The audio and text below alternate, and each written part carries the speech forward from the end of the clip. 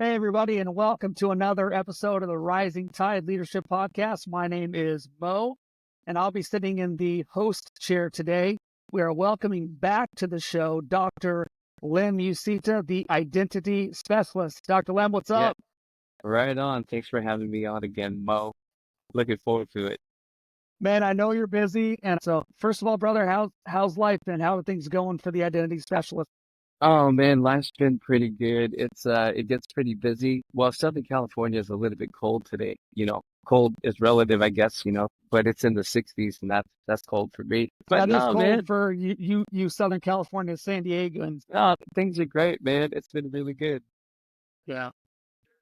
Well, good, man. So today we're talking about a topic that I love on leadership, and we titled this podcast, Understanding Leadership Competencies, a Yeah. Pathway to Growth. And I wish that I could take credit for that, but that's actually one of the sections of some of the stuff that you're writing. So Yeah. before we get into it, Lem, why don't you tell me what were you thinking when you came up with this topic? Yeah. So I have written down leadership lessons that I'm learning. And so as I share some of these ideas, this isn't just leadership things that I'm teaching. It's stuff that I'm learning myself and how I can apply it to my leadership development. This particular lesson came out of a lecture that I did. I used to teach leadership courses, and this is just one of the lectures. And what I did was I took competency as a theoretical framework, and then I overlaid that leadership principles and leadership on top of that to just give me some categories on how I can develop in my leadership. And so the four competencies and the four levels of competencies just give me categories to start thinking about my leadership development. And it isn't, I use it for my overall leadership, but I also use it for very specific things. And but we'll talk about that as we explain the competencies. But yes, it's a learning theoretical framework, and you overlay leadership on it, and it just gives you categories to start developing your leadership. You know how like people say like, "Well, just get better as a leader." Yeah. Like, what does that mean? You know what I mean? What does it mean? What does it mean?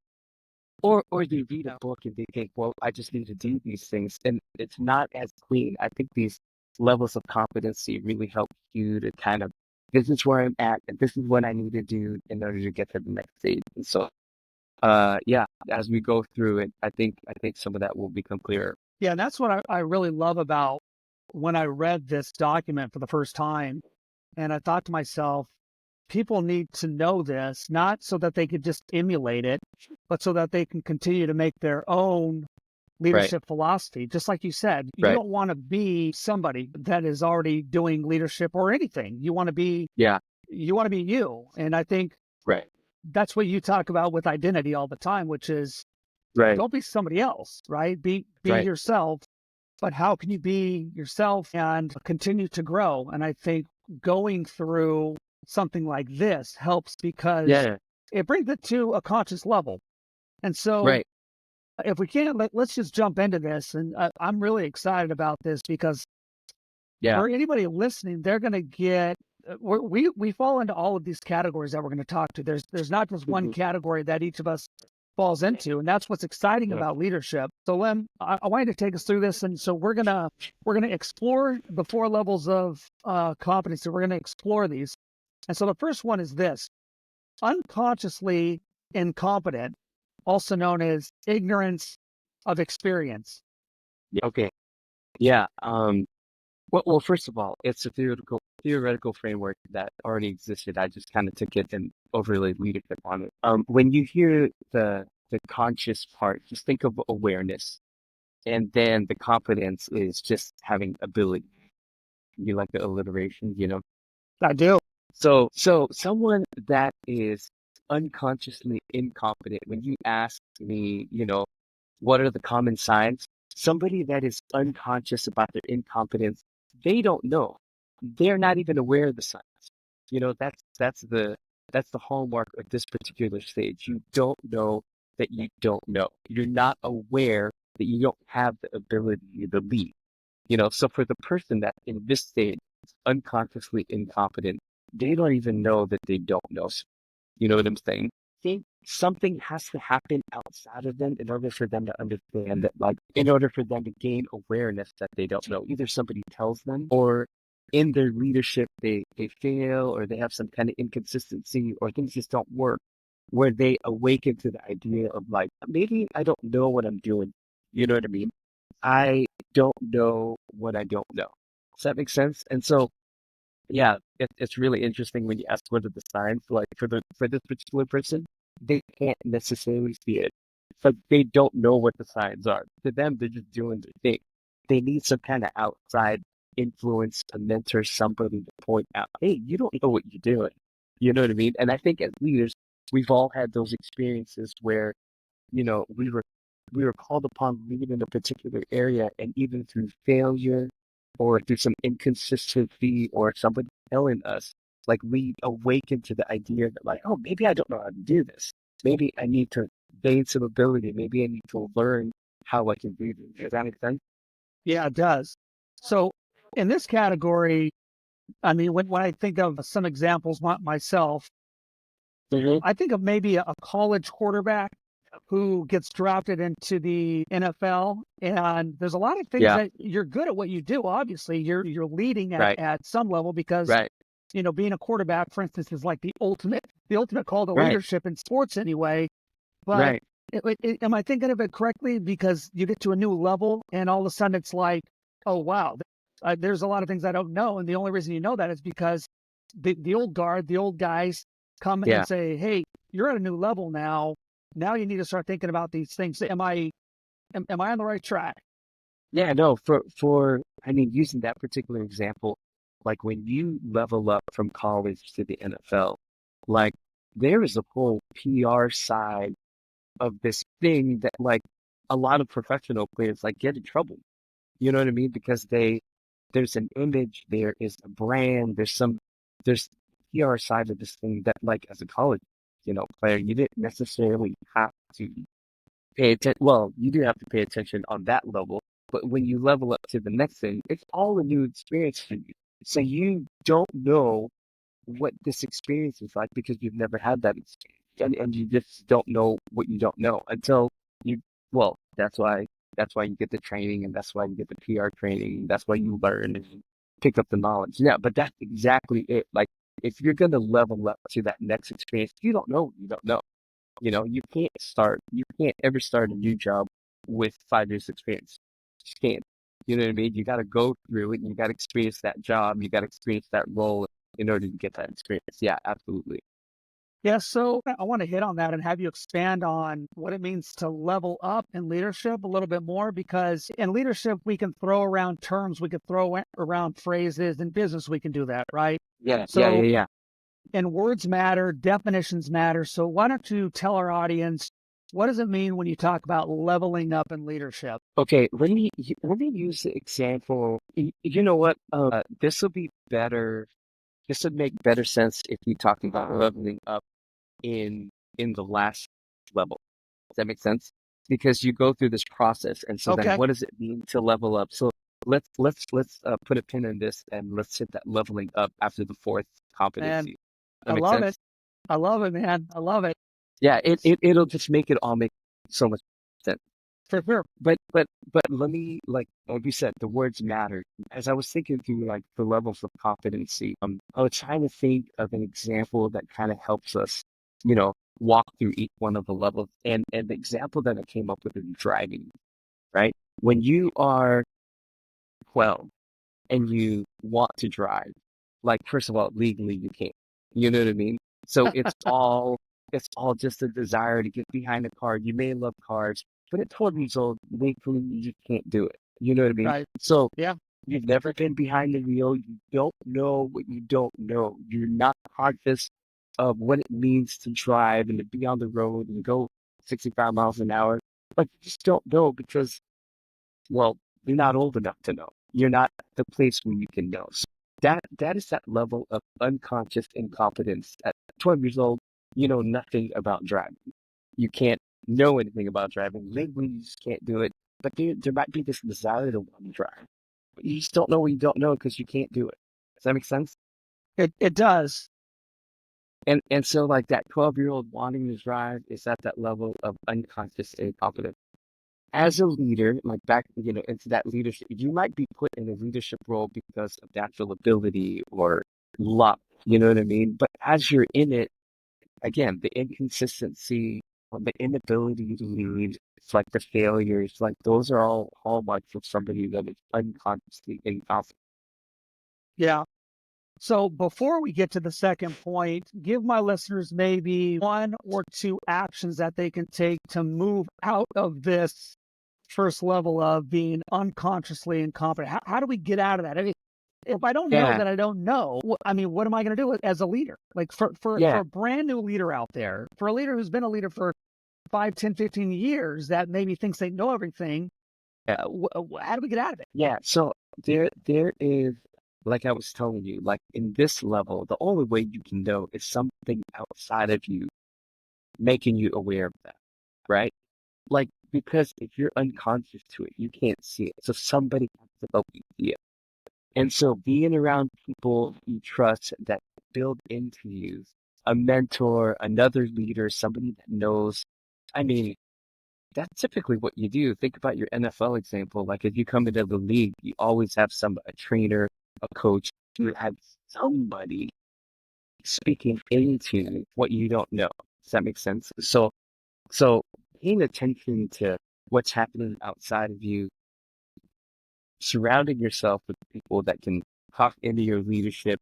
Like we all need that team. We all need a coach. We all need a trainer. We all need somebody to help us get get to a level of awareness so that we can know what we don't know. That makes sense? It does. So here's what my takeaway is for this point. You can affirm it or add to it. For our new leaders out there, you need to have mentors and coaches. So don't Yeah. go it alone. Okay. So Right. that's the first thing. If you're a new leader and you're listening and you're thinking, Absolutely. I don't have men and women speaking into my life right now, you need to go out right now today, text somebody, call them and say, look, I just need for you to speak into my Right. life. So that's the first Yeah. point.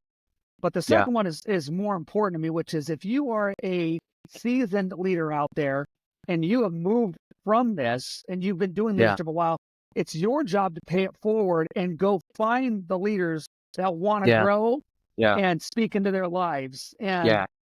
am I on the right No, no, track? no.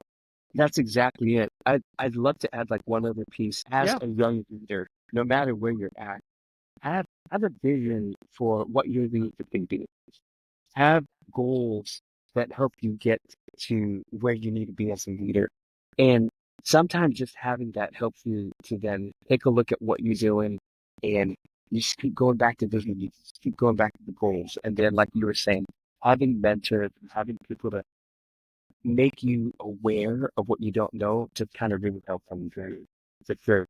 Man, I love it. So leaders, get out of that first one as fast as you can. That brings us to the second point of understanding our leadership competencies, which is number two, consciously incompetent, what Yeah. is also known as the power of awareness. So, take me through that.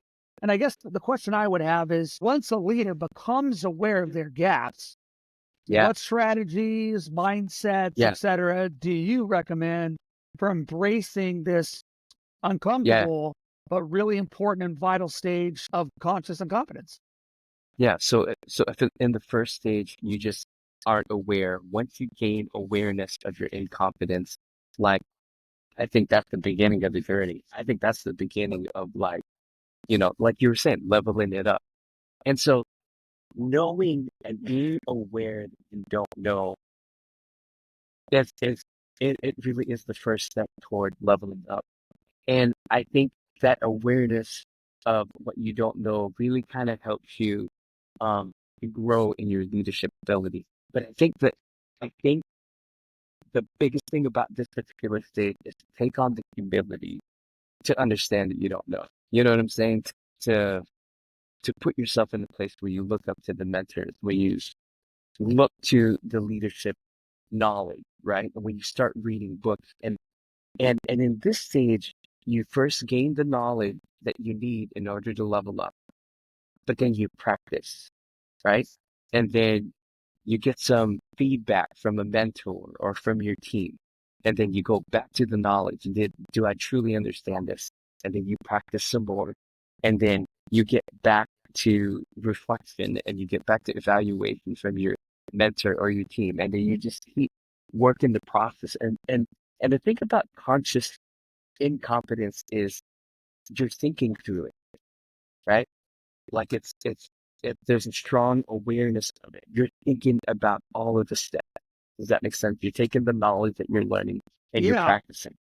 So what for me, and I've already read through this obviously and done a lot of research and reflection on my own. But Yeah, when I come back to this point, this seems to me in my own life, and I think a lot of people might have the same feeling. This is really the most humbling yeah. of the Couldn't you took four, that. right? Because Right, you know that you're not good enough. You know what you're right. missing, and for leaders that mostly just have to have a healthy ego. If you Uh-huh. think that you should be leading a team, and then you Yeah, come in and you realize you don't know some stuff, like man, that for me, I'm just like, wow, I just now I know I don't know this stuff. So like, how do you get how do you get above that? How do you move into the place where you're working on yourself? Now that I know that I don't know this stuff, what do yeah. I do?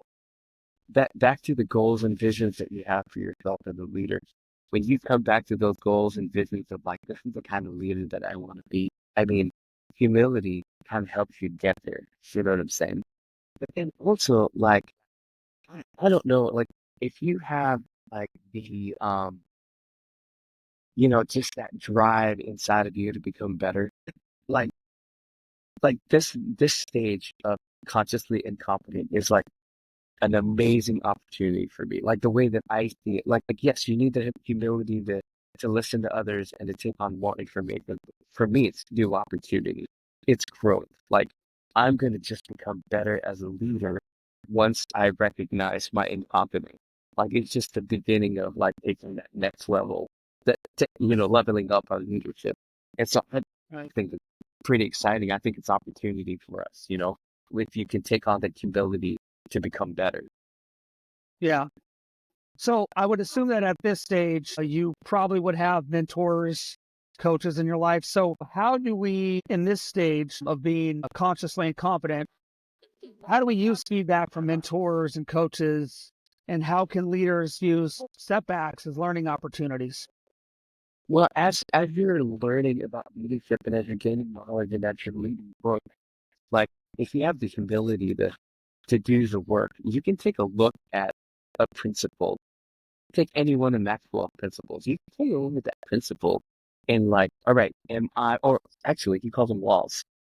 You can take a look at any of those laws and like take a look at your life and say, all right, am I doing that? Right? Right. The law of the leadership lid, right, is you can only take people to where you've been yourself. Like if you're a Right. level 5 Yeah. leader, you can't take someone beyond your leadership lid. I mean, it's a pretty simple law. And so like using this competency theoretical framework helps me to understand in order to become a number 6 leader, you got to understand, you guys have the humility to understand that I'm a number 5 leader first. But in order to become a number 6 leader, I need to do all of these things in order to level up. And we'll get to that. I promise we'll get to that. But Yeah. but you see what I'm saying? Like Yeah, I do. it's easy then to read these books and take one of Maxwell's laws and like put your life and your leadership ability against that to see where you're at. You know what I'm saying? And it takes humility to own the fact that like in this particular area of my leadership, I'm at level 5. And Yeah. you can be okay with that, or you could level up, or you can step it up. So it's opportunity, man. This stage is opportunity to like level up. I I thought love we it. were going to talk about it at the last stage, but it kind of works. Yeah, it really does. So as a leader, I start out, I'm unconsciously incompetent. Then I somehow get to become consciously incompetent. And now I'm really feeling Yeah, down on myself because I'm not a very good leader. And I want to quit and I want to give up because I just realized I'm screwing everybody else up. yeah, But then I listen to my mentors, I listen to my coaches, I make some adjustments, I make some changes, and then I move to yeah, level 3, which is unconsciously competent skill and progress. Take me through that. Yep. So when you're consciously confident, you're aware of this new ability that you've gained in leadership, right? And you're thinking through, you're strategizing. And so you're able to lead and you're able to do the things that the books say, but it's still like you're thinking through it. As I was thinking through this, and you helped me with this. You were a swim coach. Like swimming is the perfect metaphor for this thing. You take on somebody that's unconsciously incompetent. They may have some talent, they may have some physical abilities, but they don't know what they don't know. And then you move them into the next level where they're aware of their inability, and then you teach them in order to get better. Then when they get to this stage, it's consciously competent, like they're actually doing well, but they're still like in their they're still thinking about how many strokes. They're still thinking about how far things are. They're still Yeah. kind of in their head Yep. about what it is that they're doing. They have the ability, but Yes. it's not quite it's not quite at that top level of second nature, which is that last level, because they're still in their head and they're conscious. They're aware of every stroke, of every kick, of every meter that they're moving. Like they're just kind of in their head about leadership. They're able to do it, but they're still kind of in their head. Does that make sense?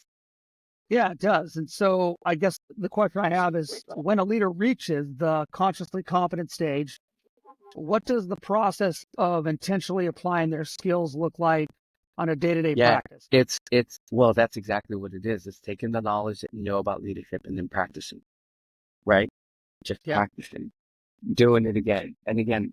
Take whatever law, take whatever leadership principle you want, and just practice and practice and practice. Some people are great with people, and some people aren't, right? And so if one of the things in your leadership development is to be better with people, then be with people, hang out with people, and spend time with people, and practice being with people so that you can be better. You just posted something about relationships, right?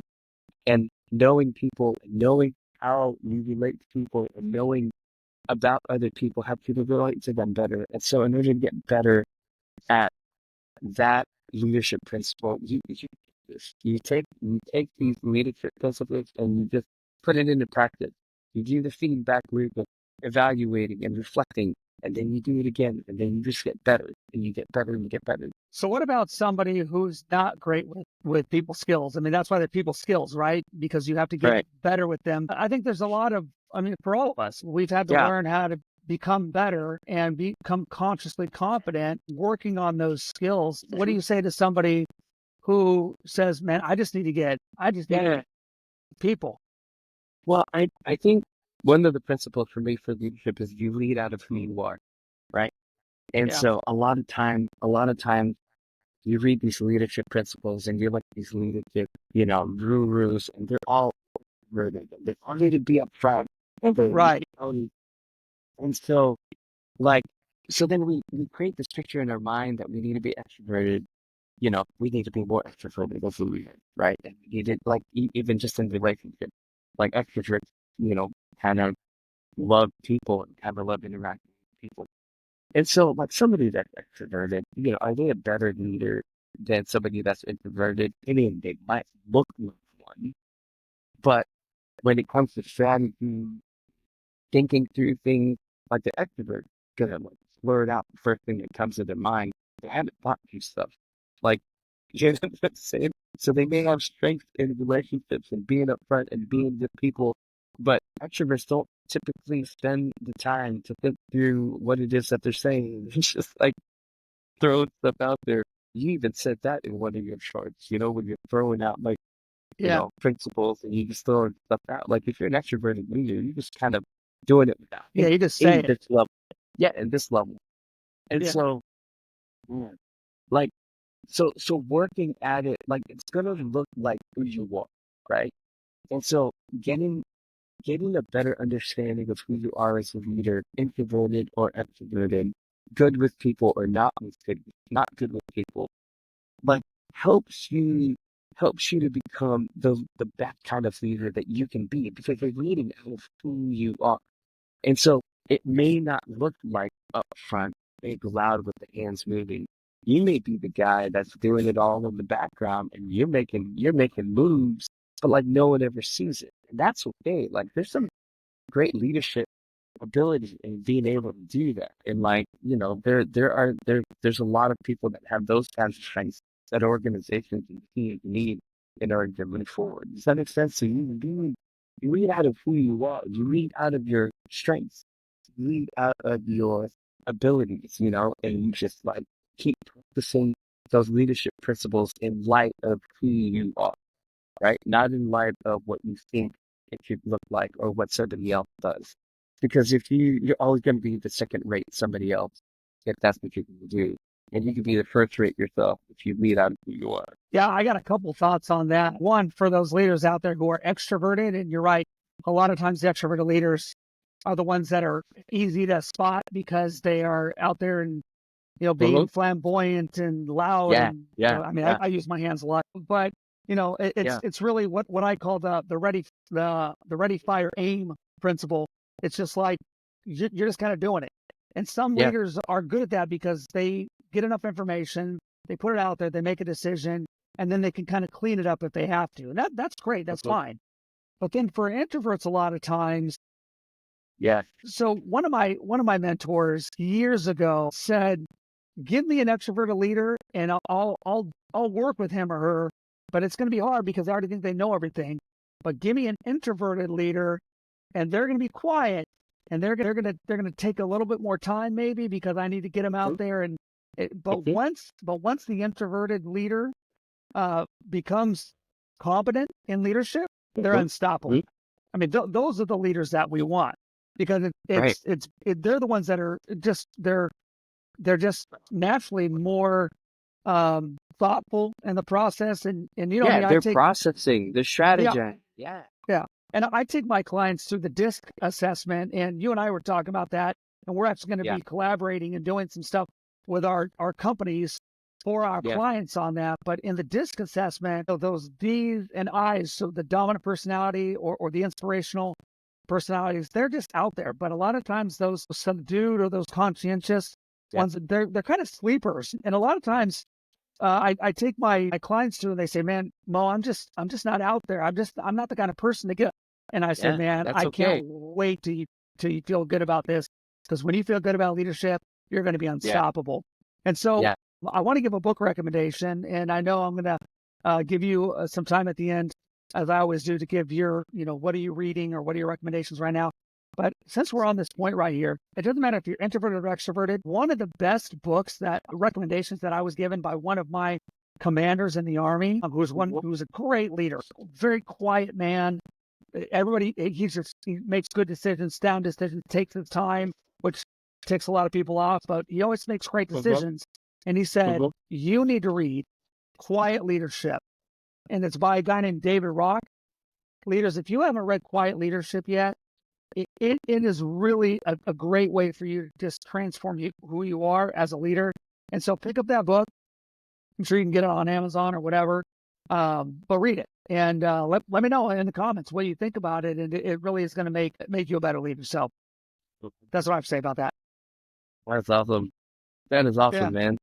So any final thoughts on number three, being consciously competent? I mean, Lim, how would you encourage leaders to manage the pressure of knowing that what they should do while still needing to consciously Yeah. think about each step? Like, give some encouragement. Like, what do you do in this stage?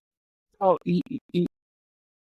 yeah. And thinking through the stage, I think there's a lot of leaders that can do really, really well in this stage. To be consciously competent, I mean, you're competent. You have the ability. Right. You have the awareness. Like, this is not a bad stage to be in. You can be super successful in this consciously competent state. You know what I mean? And like you can get a lot done in this stage. This leads us then to like, but if you want to level up, you know what I mean? If you want to get to that Yes. next level, um, you really need to get to the point where you're unconsciously confident. Hopefully, this is a good good time to like jump into this next thing. Great segue. Which point four is you become unconsciously competent. Where, I love this mastery in yeah, action, man. Just yeah, I love this. So take us where, through, explain to us what it means for a leader yeah, to reach this stage where leadership becomes really second nature. And it yeah, really, what are the pitfalls? What can you be excited about? What yeah. can you be worried about? Is there complacency? I mean, take us through that. So if consciously competent is going back to your athletes when you were a coach, if a consciously competent, like they're good swimmers, but they're in their head and they're thinking about every stroke and every kick. I think the unconsciously competent swimmer is someone that's just in a flow state. You know what I mean? They've done all the practice, they've done all the counting, they've done all the training. So when they get up on the block, they're ready to go. They're not out in their head about it. You know, the gun goes off and they're just in a flow state. It's just second nature. It's just, they're not even thinking about it because it's become so much a part of their lives. And the same with leadership. These are the leaders that aren't necessarily in their heads. They're not like strategizing as they're leading. They're just leading instinctually. They're just leading because they practice it and they train so much and they know their competency. They know their level of ability and they're just leading at a really high level. And it's not unconscious in a bad way. It's like unconscious in a way that you're not even thinking any longer.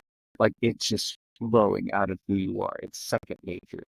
Is that I mean, is that a good picture? Like, have you seen like your athlete in a flow state? Like these are the winners, right? They know they're gonna win.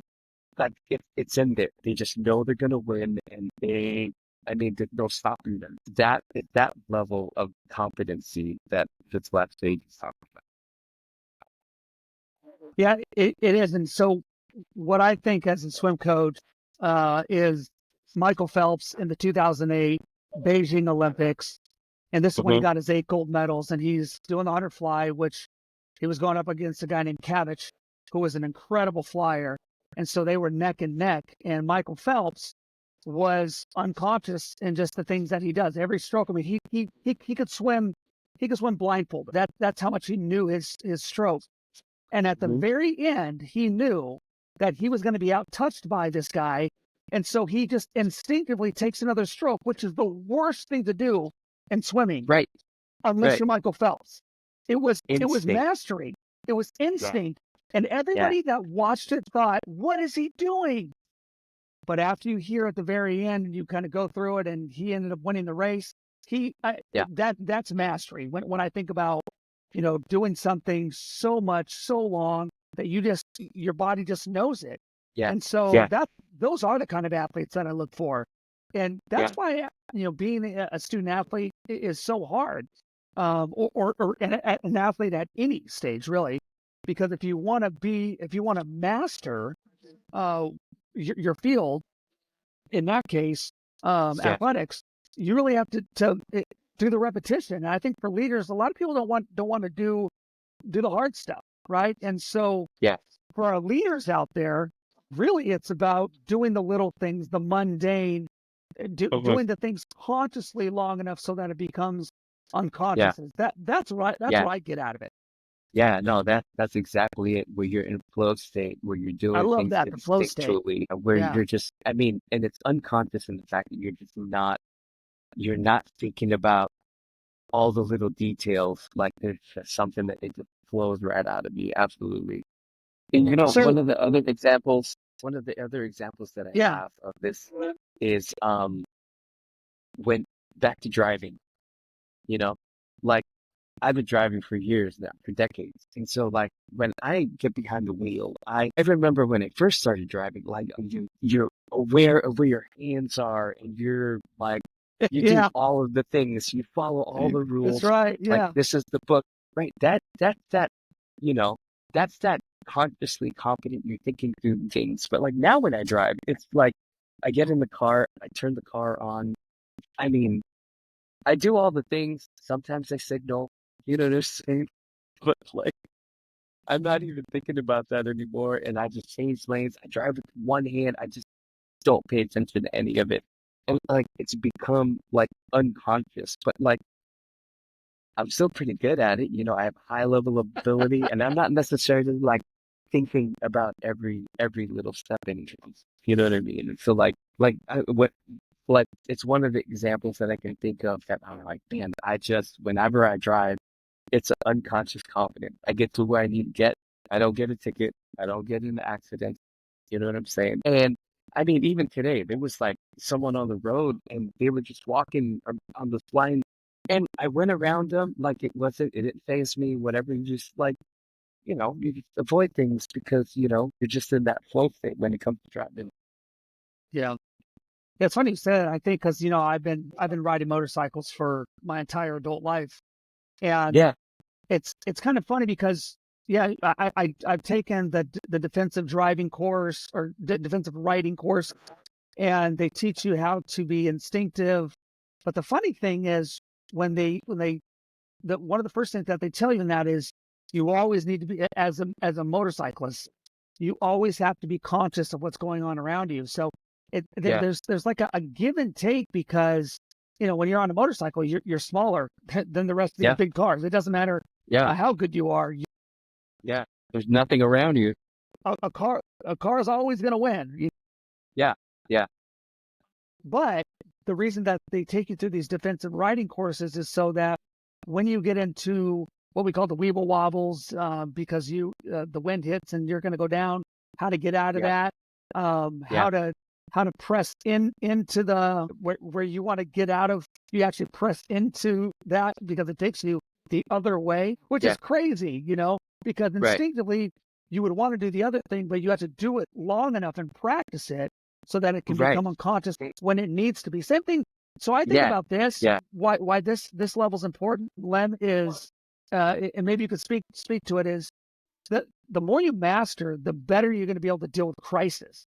Because when crisis happens and people need you to make decisions, you have yeah, to have a level of consciousness that moves way beyond so that you're yeah, already doing the things that are important so that you can put those yeah, fires out. Because a lot of times you don't have time to think. You just got to do it. yeah. Let me give you another driving example. And this is where we talk about the leveling up. Okay. So unconsciously confident, that's how I drive now. I don't even think about it. I'm a good driver. I know I'm a good driver. I think I'm a good driver. But a couple of years ago, um I went to the Porsche driving experience. And so it's out in LA and you get in the Porsche like a 911 turbo, like it's a Dude, fast sweet. car and you're on the track, right? I mean, and you're flying around the track. But the first thing that they do is they get you on the track and they drive you to the back part of the track. And there's a smaller track there. And on the smaller track, they they want to know that you can drive this thing fast. They want to know that you can turn this thing fast. And they want to know that you can stop this thing fast, right? Because like you're driving 130, like I don't drive 130 on the freeway. Like I just don't do that. But driving on a track with a car that's tuned for the track is way different. It's another level of driving that I've ever experienced. And I remember like you had the trainer, there's a radio in your car, so the instructor is walking you through like launch control, driving, turning, and braking. And they're watching you. And you don't get on the track until you can prove to the instructor that you can take off fast, turn fast, and then stop really fast. And there was this one particular turn.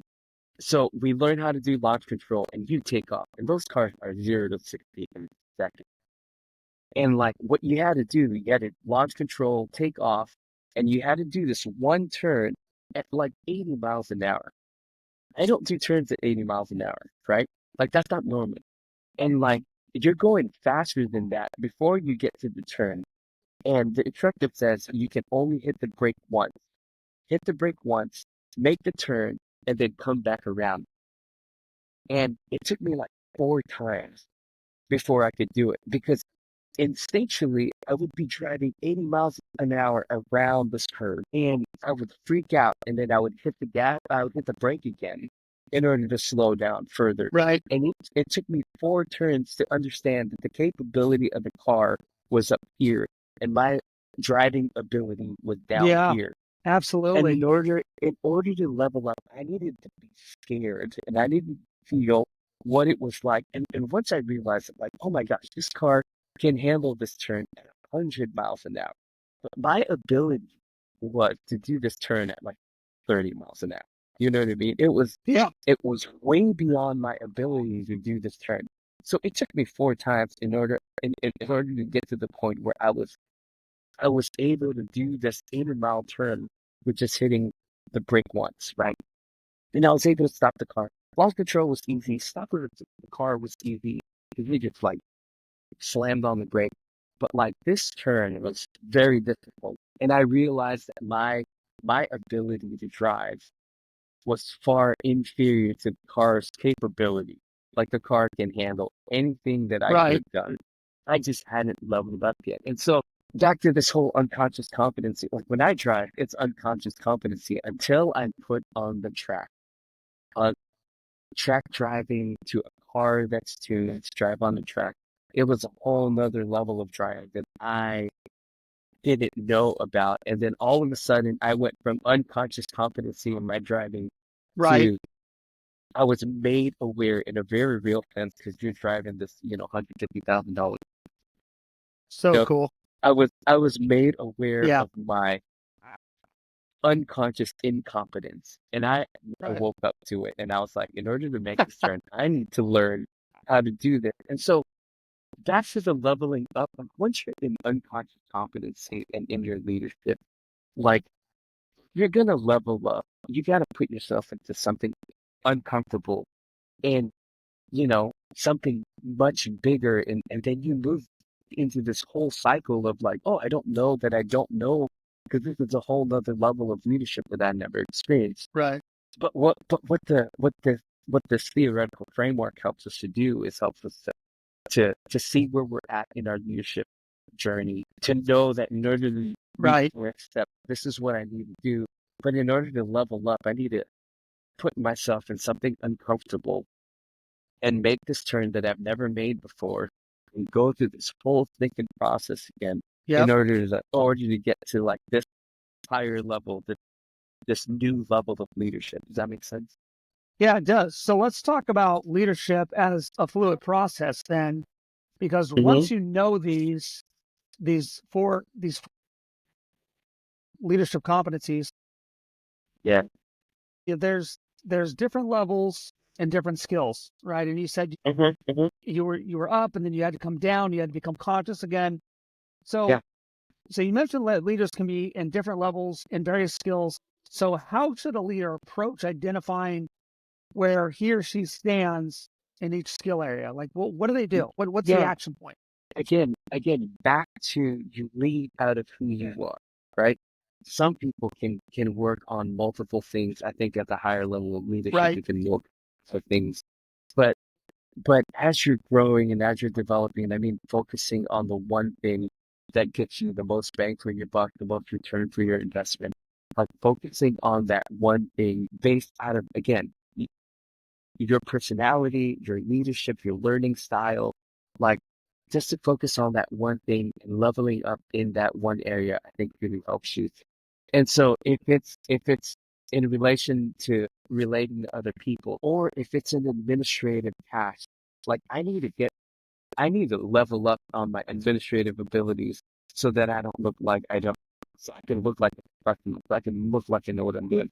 I, I don't know what it is, but if you lead out of who you are, you can take a look at your strengths and weaknesses. I think focusing on your strengths really, really helps, and then shoring up your weaknesses with either help or a team or a teammate to kind of help you do that.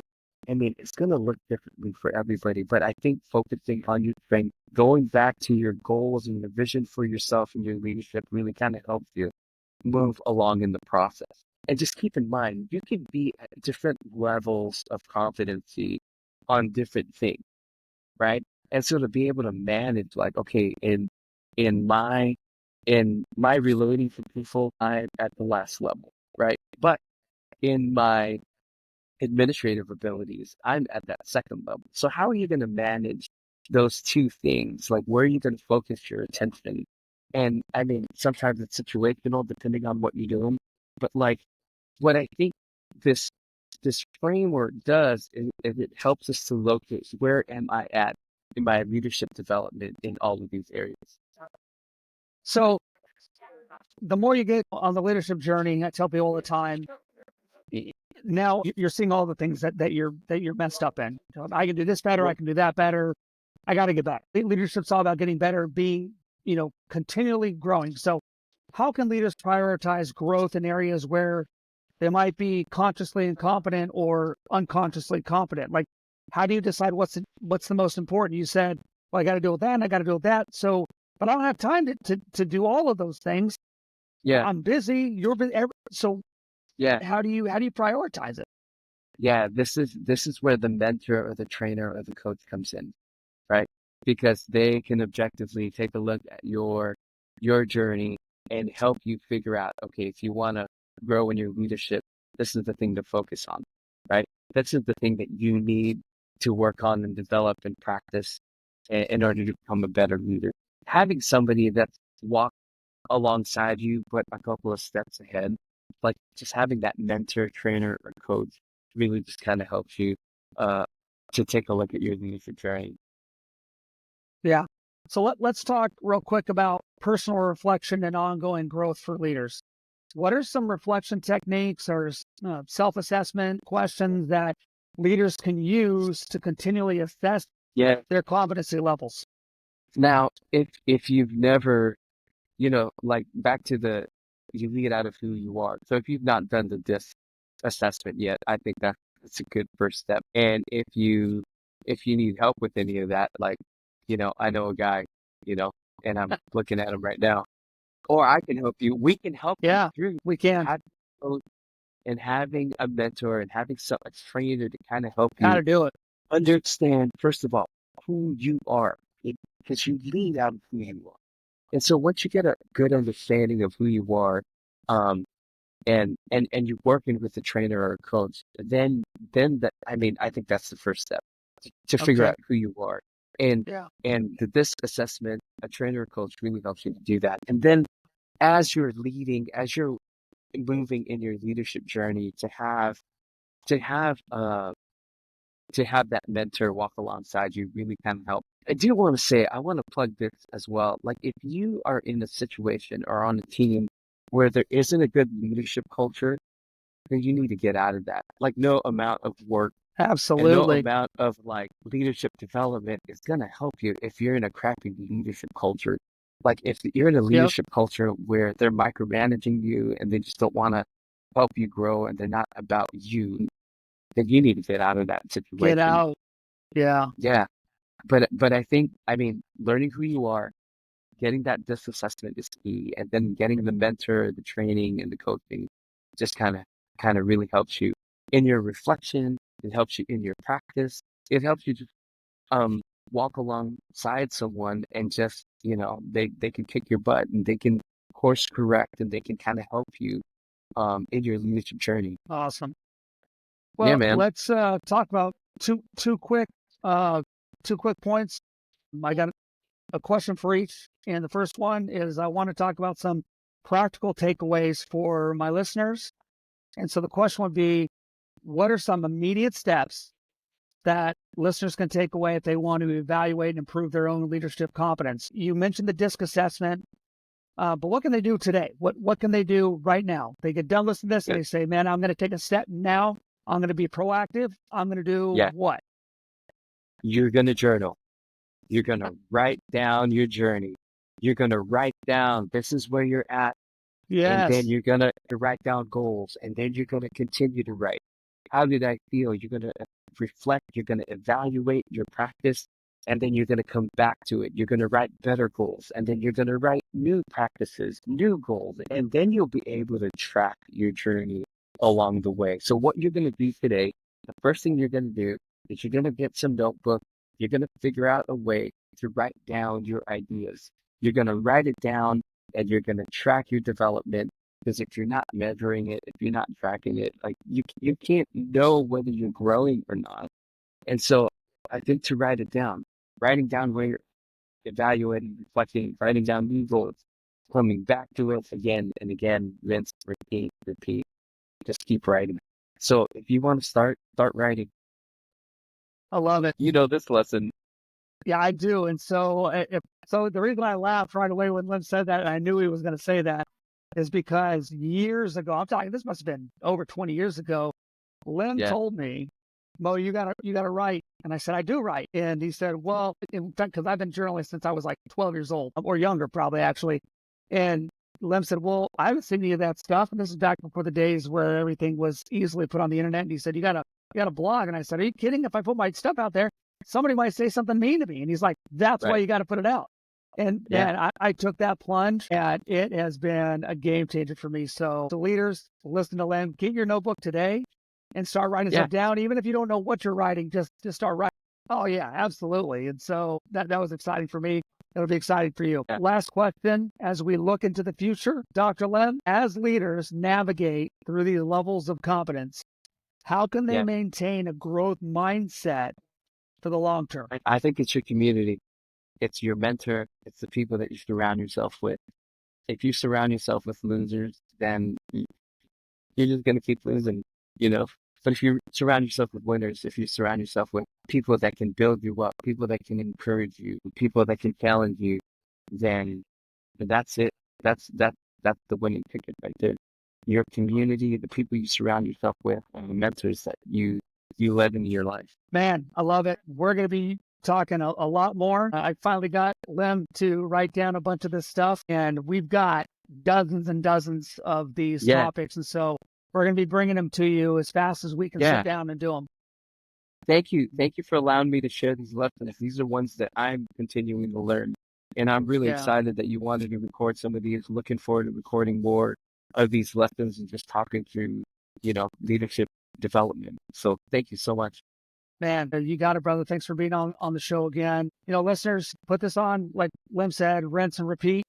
And keep going through these things, keep getting better, learn how to lead better, and never stop growing. So thanks for listening to this episode of the Rising Tide Leadership Podcast. We'll see you guys next time. Thanks a lot, Lem. Thanks.